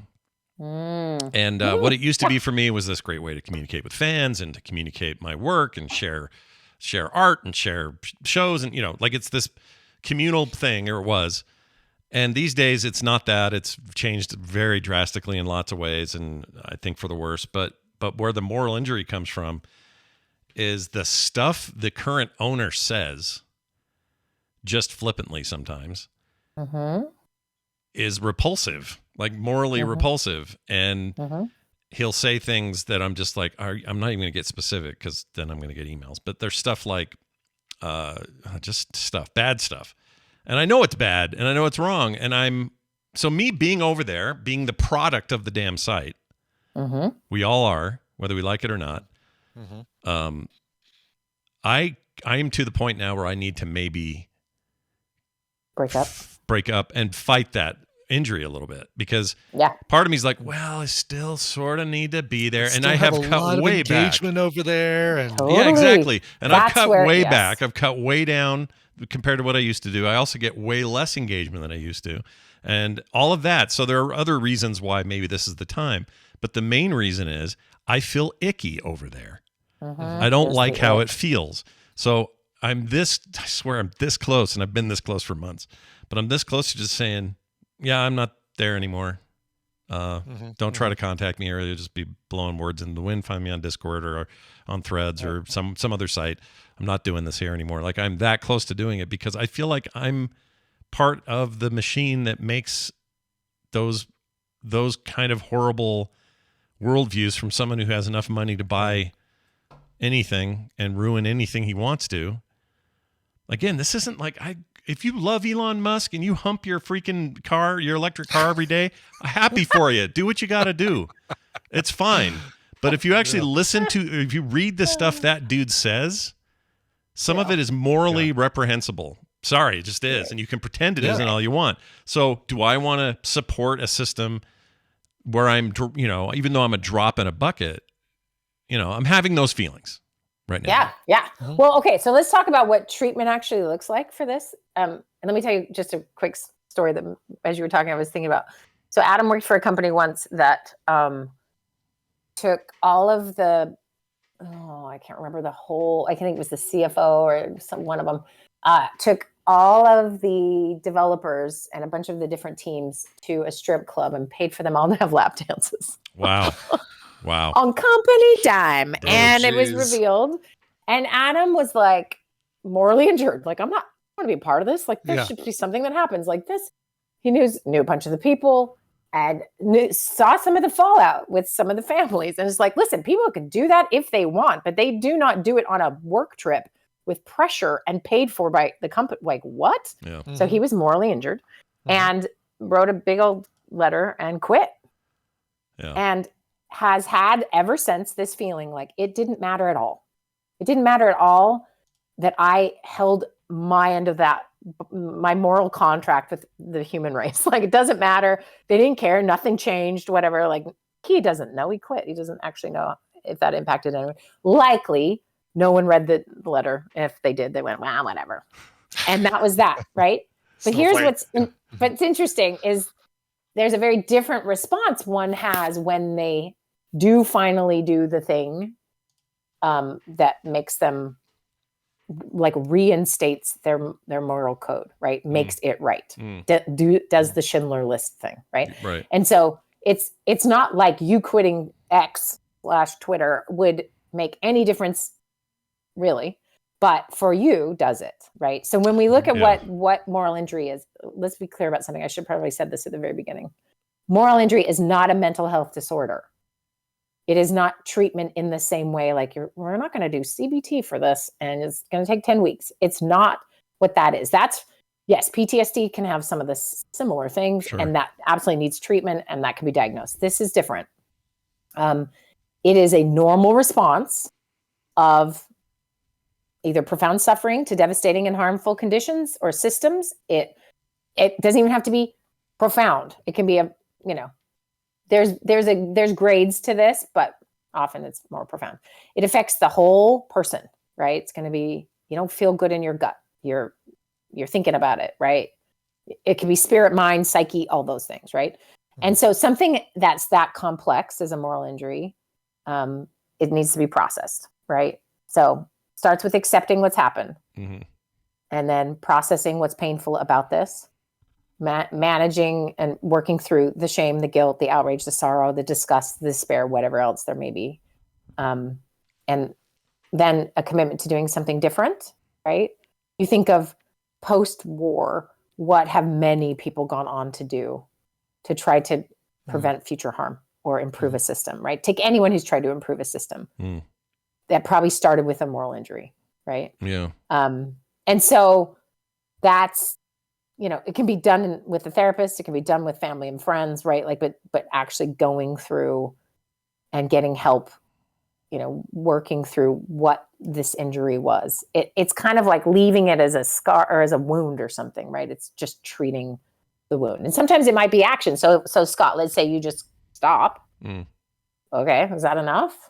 Yeah, I don't know. See, that's the question. I know these are not comparable situations, but in Schindler's case, he had some power to do some things. Yeah. Right. He had the power to do some things, but also, I guess, an individual guard at one of the death camps also had. I'll just again strawman, but maybe there was a time where a guard saw a little kid and just felt in his heart, this is all wrong. Why are we doing this? And let that kid run, let him escape. Right. Did that solve his moral injury? Did it help chip it away? Is that all the power that guy had? Could he have done more? Like those are all the questions. And in case of the Twitter thing, I mean, it's flimsy compared to those kinds of examples. But what power do I have? Well, I could leave, and then a few people might hear me say that and go, yeah, you know what? I think Scott's got it right. I'm going to leave too. And then other people will double down. So I'm never leaving. Scott's wrong or whatever. I don't feel like I have any power to make any change over there. No matter what you post or what you say or what you do, no matter what your follower count is. I mean, I suppose Taylor Swift can have an impact, right? She's huge. Yeah, she can, what was it? Like 4,000 people registered to vote based on one tweet or one post or something. Like she's got real power and power. Have you guys in heard of the numbers. NFL? I mean, she's put it on the map. Yeah, she kind of the NFL's. If they ever break she's up, 100% buying the Kansas City Chiefs. By the way, 100%. I saw a tweet that was like, Taylor is so nice. She lets all these teams use her stadiums while she's not using them. That's pretty funny. That's awesome. But the whole with great power comes great responsibility thing. You hope you do the right thing in the right situation. But the people I admire people who make a change based on their moral injury that only they'll ever know about. Like your guy, your example of the British dude helping all those kids out. He expected no notoriety for that. No. That I don't know of a thing I respect more than that. A more noble, yeah. Because most people do stuff because they want to be noticed for it, whether it's in their own family unit or it's the neighbors or the Joneses up the road or the internet or whatever it ends up being. They need to have the audience to feel, I don't know, to verify it or something. And I really admire it when people don't do that. What I should do is just go, yeah, I'm done using Twitter and not tell anyone and just not do it. Like not even tell you guys. I've already done that, but you know what I mean? Like that, there's something in that I think is, we bring up Dad a lot, but Dad did that all the time. He was always doing stuff that nobody knew he was doing that was like solving this guy's problems and giving this guy a car because he couldn't get one or saving that guy's life who was OD'd. Like, he didn't talk to anyone, didn't tell anyone. I only knew through like fourth hand. Like, or his funeral was when or his funeral, and most of that we learned, right? And I really admire that. And hell, I'm half my dad anyway. So why can't I do that more? Half got some strength. No, I think you have. We're hitting on something that's interesting. It's like, I mean, I could speak to what I believe I knew about Dad, and that was that he couldn't live with the discord ever. Yeah. Like it had to be. I remember him apologizing once to me about not helping someone because he was scared I was physically in danger because I was with him. Yeah. But feeling terrible that he didn't help them. And I'm like, I don't think he had a choice in some ways. Like he just felt it so keenly. And I think most of us, we have a lot of motivation to keep doing what's benefiting us, right? And so that's what's tricky when maybe you belong to an organization that you find out is harmful. Yeah. And yet you get so much out of it. That is a tricky moral injury to manage. And so a lot of people will deny it, shove it down, not want to look at it. And because it means things will change. It means you will stop using Twitter, or it'll mean you stop, spending time with a group of people that, and this is tricky because this kind of sidles up to cancel culture in the concept of like, I cannot abide this person who has done these horrible things getting my money. Right. Yeah. And then the truth is no one ever gets truly canceled. So, Yeah. but just that idea of like, where is my moral, and everyone's a little different. Like going back to the Santa Claus thing. I mean, Abe's take on Santa Claus was a moral dissertation. Like it is amoral for a man who's supposed to be doing Santa's work to give Austin presents and to neglect the poor. That's not Santa. So he just put it together real quick. And there are 50-year-olds who are still working on that. You know, like we're all in different, some people are just born with a stronger sense of it. And then others, you know, maybe not so much. And then how do we define it? I guess this is now a philosophy class. It is. Welcome to Philosophy Thursdays. You know, Wendi should not be talking about any of these things. Yeah. Goodbye. It's PT. We call it Philosophy Thursdays with Wendi and Wendi wished she was a philosophy How do you major, know and we're she's even not. real? That'll be next week here. I mean, no, I think this is. Someone I think this send is us good. an email, or there's going to be more of this. You guys. I'm really glad. You know what's funny today? It feels almost magical, but the fact that we brought up this Santa thing, totally unrelated. It was a non sequitur at the top of our conversation, but that lesson in Abe's realization is the most powerful thing of today. Like that's a really, really cool. And I'm not just blowing smoke your direction or think your kids are, because they are amazing, but that's not the point. Forget it's Abe. Just imagine it being anybody else. That is the most moral take I've heard on the Santa Claus lie ever in my life. Yeah. And it's tied to this topic, and I didn't expect it to be, but it's tied to this topic. Like what a, you know, no, this idea that a kid that young says this is Santa, don't play like that dichotomy is around us all the time. It is. But it also, can I throw this in? It also means that whatever essence of Santa was available to him to understand. Yeah. That, and I think that's in all of us, that there's like an ideal, or there is a level that maybe we wish we had, or we know someone who has it that is just higher than the rest of us or something. And that's what we projected onto Santa. And my kid got that first and then saw the hypocrisy. Yeah. Right? Yeah. No, it's I don't know. I found that's maybe it's, even though we have said a lot of really important things since then, the Santa thing's going to stick with me for a long time. There's your Santa lesson. Well, there you go, everybody. If you have thoughts or feelings or questions, whatever, send them in. We'd love to know your take on this and maybe your examples of personal stuff where you felt moral I have injury. like 3 more of these really obscure psychological principles we've never talked about that I'm just going to keep doing if you people don't send me an email. Yeah, we need my emails. Next one, That's the next exactly one's right. real deep and is going to make everyone Oh cry. gosh. So. Oh no. Okay. Quick, get emails in. Make Quick, something send me up. a funny email. Yeah, whatever you want, whatever you can do to help us out, that'd be great. Wendi, I know I've heard from a few people who are all lined up and ready to rock for the next season, I guess. You could call it a season of realhelp.org. And they're very excited. I was talking to my friend Joe yesterday, and he was like, we signed up for it. And I'm like, yeah, dude. Yay. So, I know, I'm so excited. remind people, still slots and things or what? Can people still get plenty in? of slots, realsteps.org. We start, the deadline is the midnight before. First day we meet on is Monday. So we have a live meeting every Monday. Yep. It's at noon Central Time. If that works for you to be at, if you're not there, there's a recording right after. You can watch it later. And that's the day it starts. So it starts Monday, November 6th. Yeah. That's a Monday, right? Is November 6th. that a Monday? Yeah, it is a Monday, according to my calendar. It is. And then it goes through, our last meeting is December 4th. So it's the whole month of November. It's awesome. So be smart and sign up. Yep. And I really should work on advertising. I'm not very good at that. But it's a lot of fun. Be smart. And be join us. smart. Yeah. Your marketing, whatever, your marketing budget's lower than my marketing budget's $0. And it's currently, it's me working for you for 12 years free. That's what this is. Yeah. Well, go check it out. That's realsteps.org, everybody. Wendi, I hope you have a wonderful week. Thank you. You too. Bye. See you. Well, that sounded like me. You too. Bye. Yeah. Oh yeah. At least we got to buy. Yeah. It's a Johnson thing. I'm telling you. Everyone thinks it's just me, but we all do Yep. it. I don't know where we got it, where we picked it up, but our hangups are renowned. Brian, speaking of renown, there are some renowned podcasts coming up today, noon. Yes.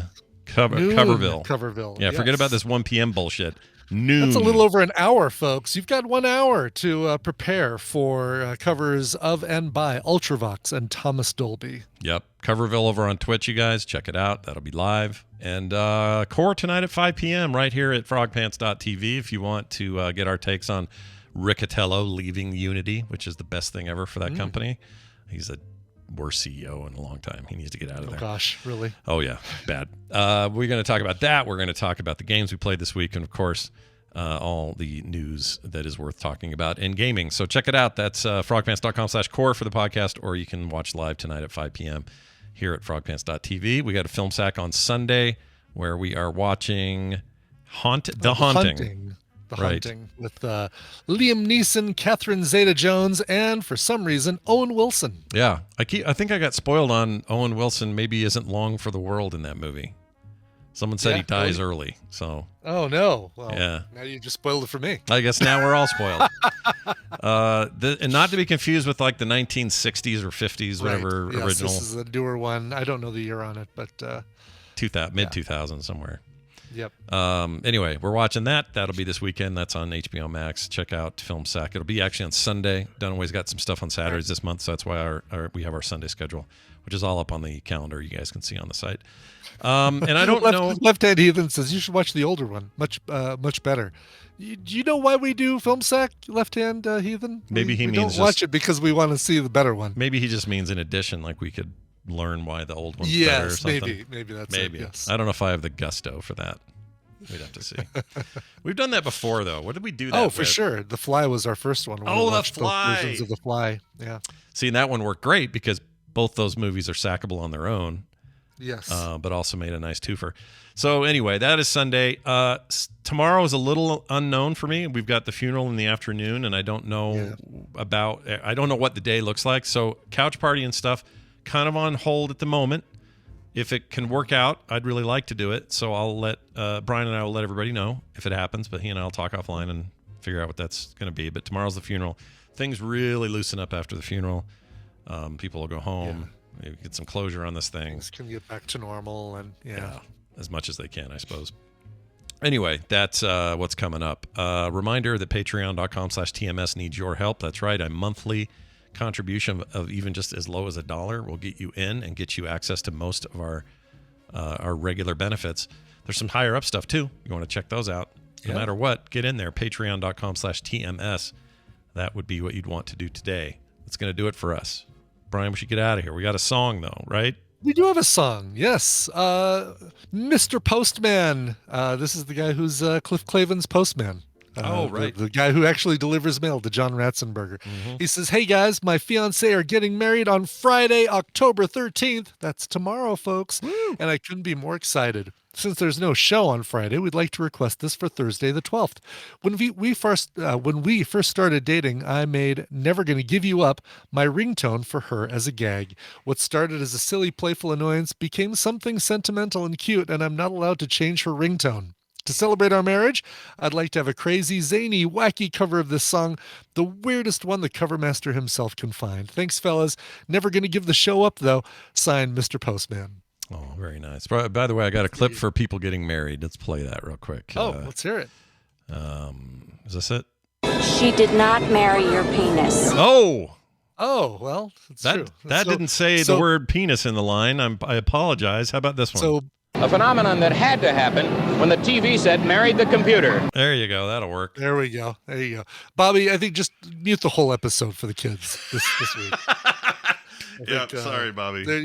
Keep them from learning the truth about their beloved characters, Christmas characters, and what not to marry and all that. Yeah, exactly. All right. Let's get to Never Gonna Give You Up. Of course, that song we love by Rick Astley, used so much for Rick Rolls.